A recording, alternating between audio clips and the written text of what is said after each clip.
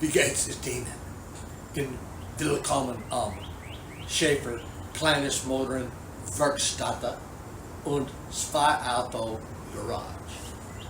Since my last video where I uploaded a little German, I've learned that Werkstatt is pretty close to shop or workshop, and garage is okay in both English and German. So we are in a Zwei Auto Garage und kleines Motoren Werkstatt. Now, today's patient is this Craftsman 16-inch bar, 2.2 cubic inch, gas operated chainsaw. Now, excuse me, with turbo air cleaning. The backstory here is my friend down the street, NY, has this storage building, and he came by here walking one day and asked me if I was interested in any of the stuff that might be in the storage building. What's in it? Well, I've got an edger, 2 or 3 lawnmowers, and an old chainsaw. Oh, yes, I'd be interested in those things. So I went down there, and the lawnmowers, first of all, the storage building was falling apart. Had a huge hole in the roof where a limb had fallen in through it. The limb was still there on top of the lawnmowers, and a big sheet of plywood or something in there. And I looked at all of it and I said, the only thing in this whole storage building that I have any interest in would be that Craftsman chainsaw that's down there. Take it, you can have it. So I got it home and I thought, being intuitive like I am and pretty dead-gum smart, I figured this Craftsman chainsaw is going to be the same as some Poulan chainsaw, since Poulan Weed Eater here in Shreveport made the Craftsman chainsaws for about 2 zillion years. And I said, I'll bet it's a Poulan 2150. And she came out of the case, and guess what? It's a Poulan 2150. It just has gray plastics on it. So I got to looking at it, and it's the only piece of lawn and garden equipment that I've ever received here in the shop that had no fuel lines at all on it. And the little primer bubble was completely missing.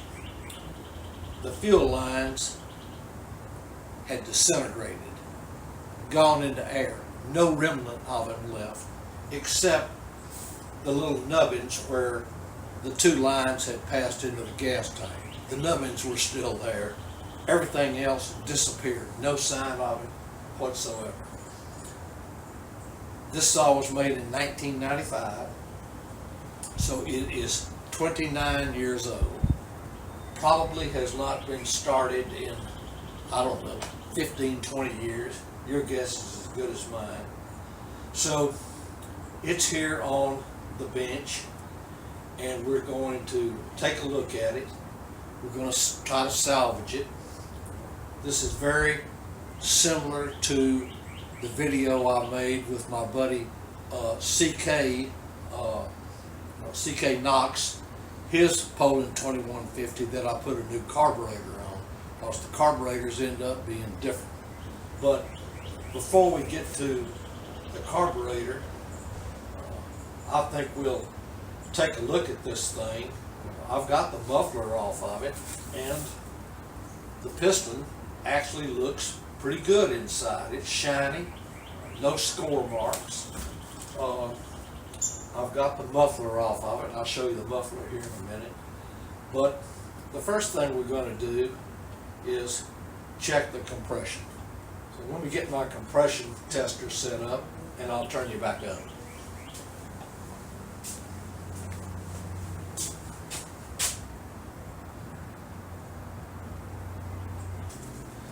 All right, I've got the tester set up, and we're going to spin the motor. Since I don't have any pull starter on it, we're going to spin it with this handy electric starter. Counterclockwise.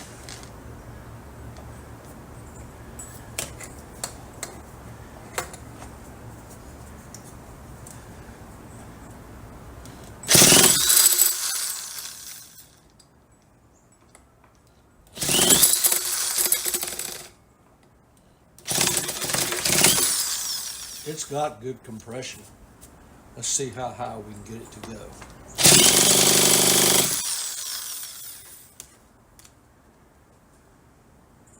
And that takes us to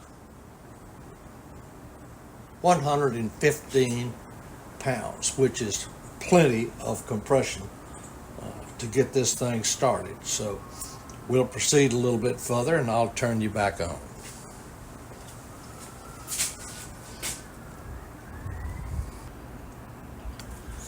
Before I start on the carburetor, we'll take a look at the muffler. Well, this is one of these mufflers that has two tiny slots in the back of it that feed the exhaust through and out this little opening here. Well, I have taken a screwdriver and a punch and a chisel, and these things are 2.5 to 3 times bigger than they originally were. I have taken the little exhaust area. The exhaust comes through here, deflects and out, and I have pulverized this with a hammer to open it way up. So this muffler ought to breathe a lot better, and it's kind of nicely constructed. This is the internal piece with this huge spark arrestor on it, and I don't know whether you can see this or not. Let me do this. See, it's got all kinds of holes in it, so it's not going to be restricted inside the muffler. The spark arrestor screen is just clean as it can be, so I didn't even fool with it. So with these ports opened up and this exhaust deflector here opened up, this muffler ought to be just fine. And I will then, when I finalize the saw, I'll drill some holes in the outer cover here through this section so it can get a little bit more air into it and a little more air out of it. Let me move the carburetor in and I'll show you what all's going on with it. Now, this carburetor that I put on here is one of the new styles. This is the old carb. Goes on like this, and it has actually it goes on like this. The intake is here and the exhaust is here. Let me move that where you can see it a little better. This is the intake, this is the exhaust.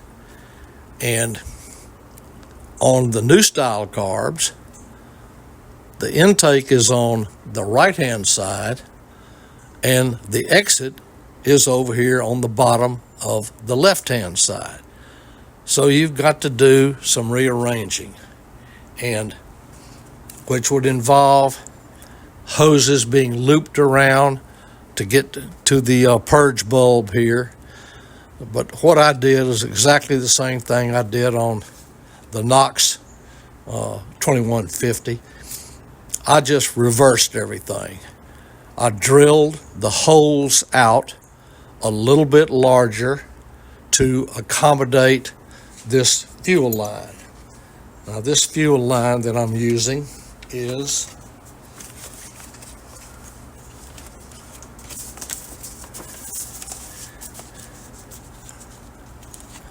this line right here. 3/32 by 3/16 inch OD, 2.5 millimeters by 5 millimeters on the outside. Instead of this tiny little fuel line here that Poulan, a lot of Poulans originally came equipped with.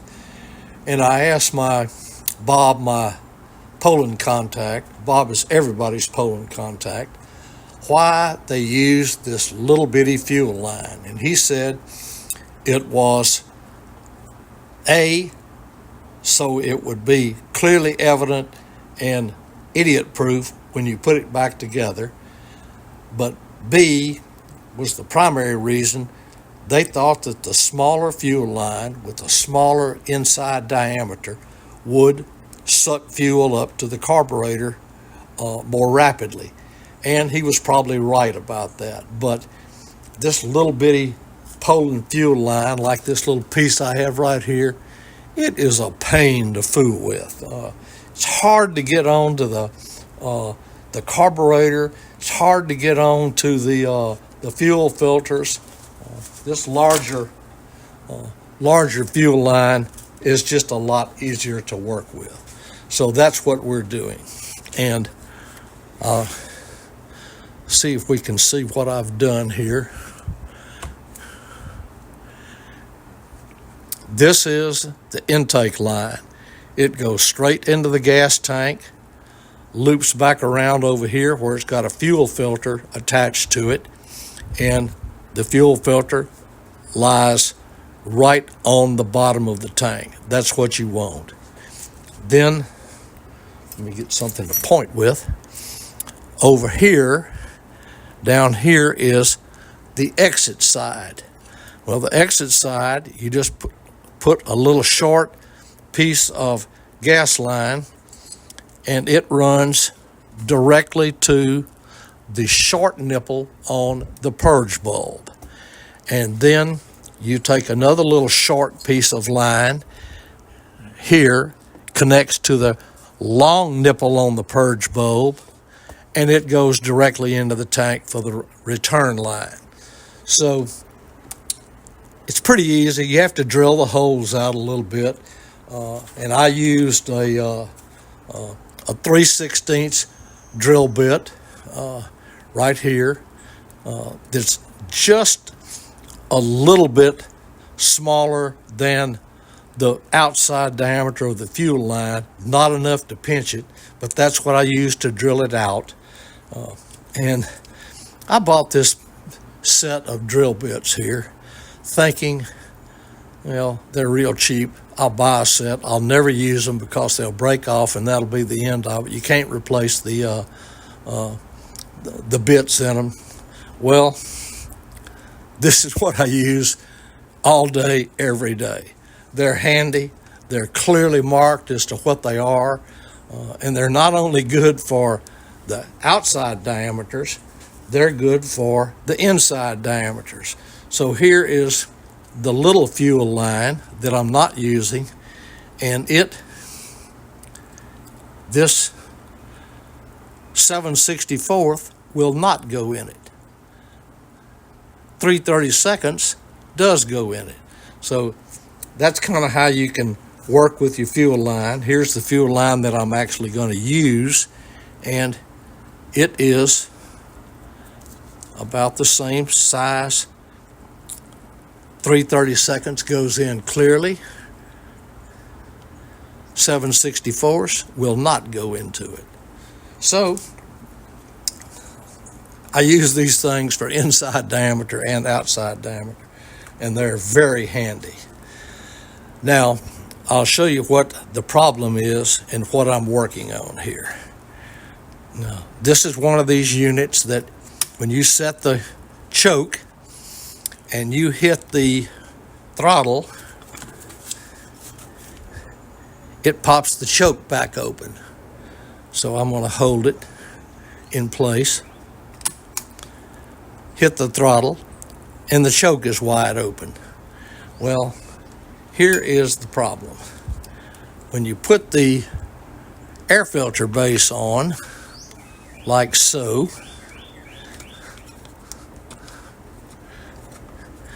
and it has to snuggle up here a little bit. Get on there, fool. There we go. Now it's in place. When I do that with the air filter base on and you hit the throttle, the choke doesn't close. And I worked for 20 minutes putting these gaskets that I have, that I've made some gaskets with great big holes, thinking that the choke butterfly was actually hanging up on the plastic. But after a few minutes, I figured out it isn't the butterfly, it's this steel apparatus right here is hitting the plastic on the air filter case. So now I'm in the process of hermeticating this steel linkage here so that it will freely open and close. And I'll show you what I'm doing there in just a second. It has on the steel linkage over here two areas that were problems. One is this little piece of steel here that basically the other side of it is what works. This side of it does nothing. So I have ground off a pretty good amount of the steel there. The other issue, the current issue now, is this little lever right here.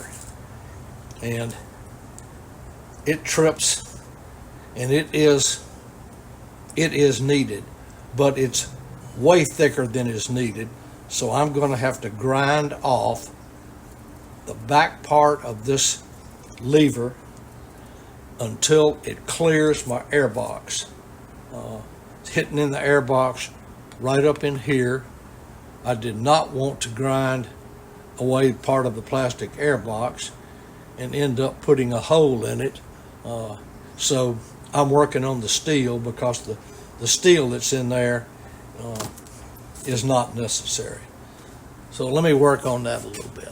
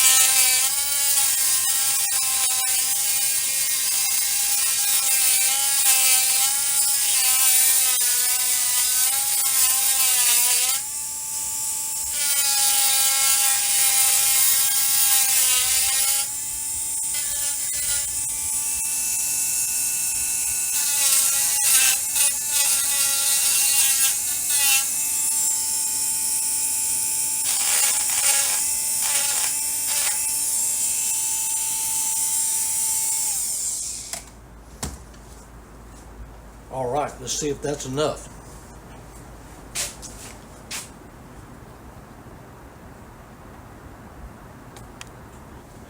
Well, it's still catching right there, barely catching on this piece of plastic air filter mounting. So I need to do some more hermeticating.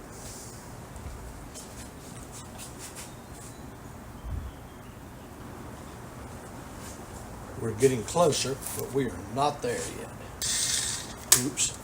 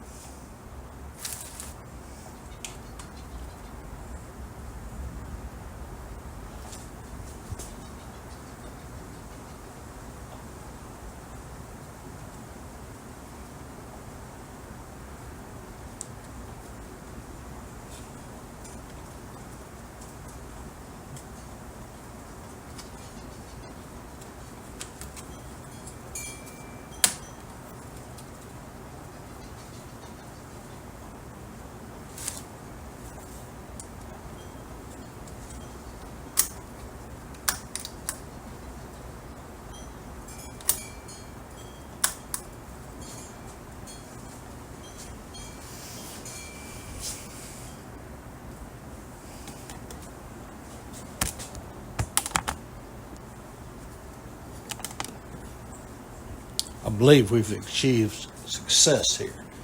I actually ground a little bit off the plastic case, and you're not going to be able to see this, but I don't have it screwed down, but I'm holding it pretty hard, and when I hit the throttle now, the choke flops wide open. So this is going to come back off, which generally takes a little bit of a struggle, and I'm going to have to give the whole carburetor area here a severe bath, because it's got abrasive filings and metal filings all over it. So I'll be back when the bath is complete. All right, I've given it a good bath. Now we'll use a little air to let it all dry.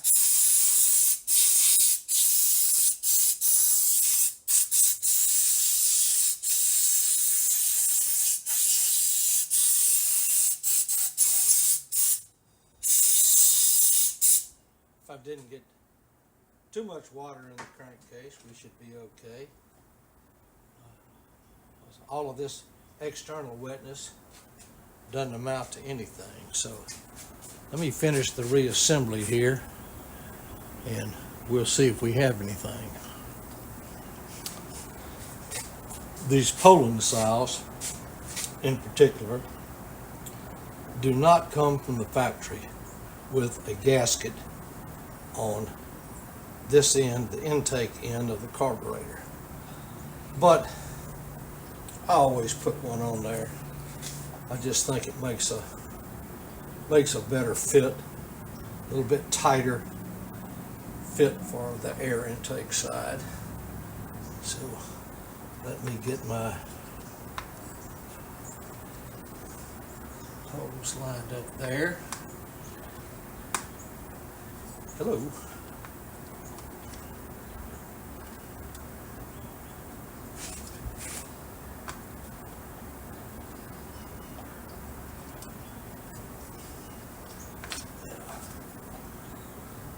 This one wants to slip back, so I'm going to do it first.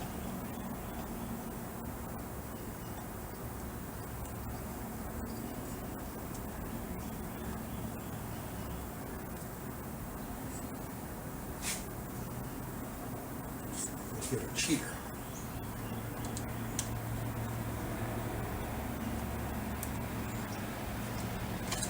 Thank you. Slides in nicely. Now we're going to screw this thing down with our little 8mm nuts here, flange nuts. We're going to make sure the choke still works with the air base screwed on tight.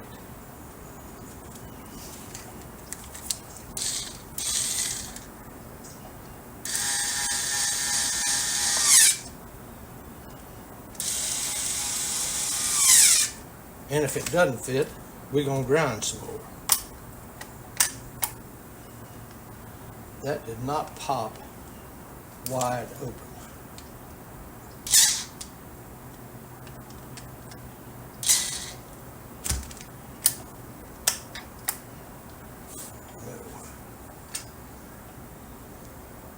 Oh, now the little top piece is catching some more.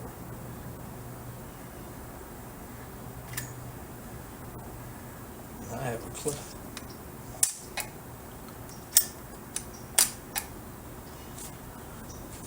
I'll get back with you because I've got some more grinding to do here.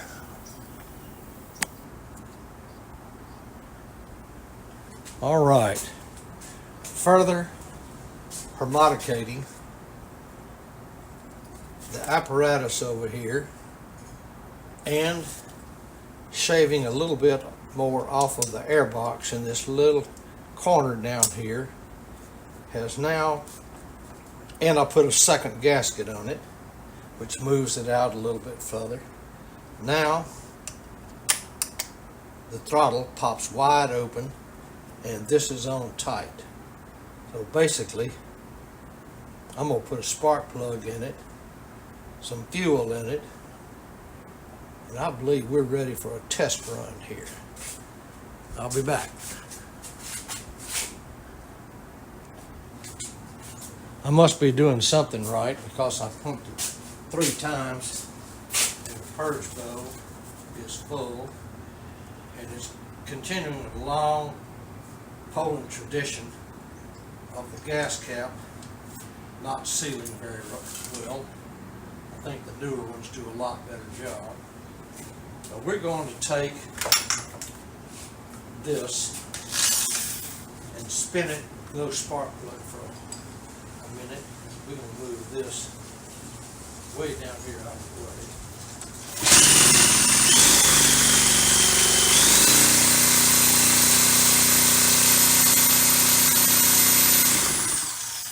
And I can see the spark plug hole getting wet. So let's put a spark plug in it.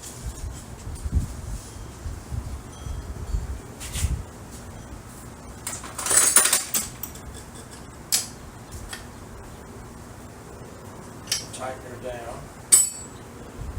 Cap on. Choke on. And here goes nothing. Unrehearsed.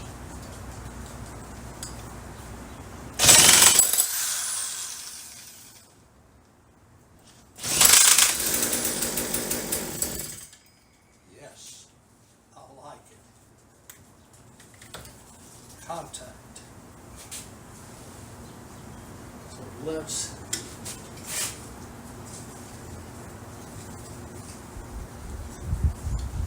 open the idle speed a little bit. May have to open that low jet, but we have made ignition.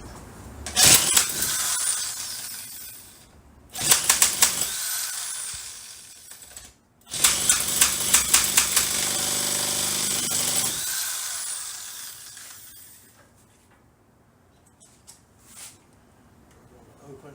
to open the low jet a half turn. See if that helps anything.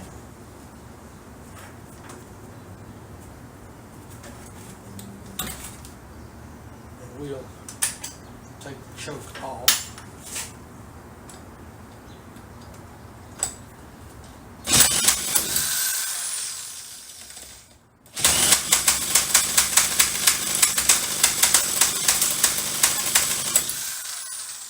Doesn't want to stay running.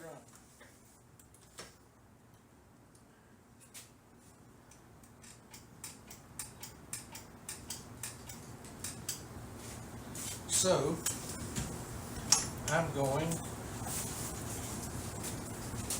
to do this.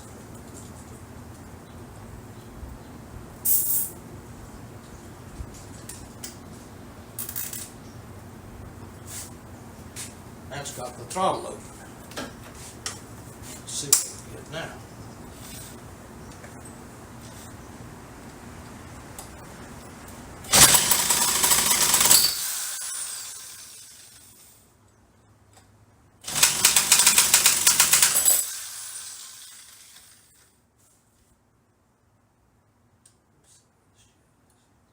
One, two, three, four. 4 1/4. Oh, that could be a little bit much. So let's go 1/4. 1, 2.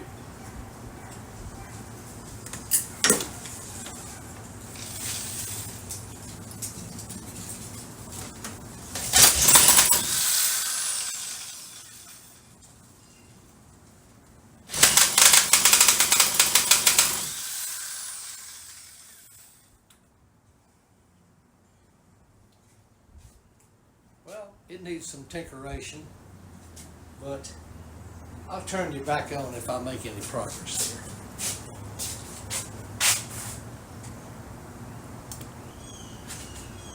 Well, at this point in time, we are a complete failure. I don't know what the deal is. 117 pounds of compression. It ought to start, but it's not. And I'm not sure why. But I'll keep tinkering with it. And hopefully we'll do a real short part 2, or I'll make a part 2 and try to join it onto this video. But thanks for watching. I suspect this didn't help anybody.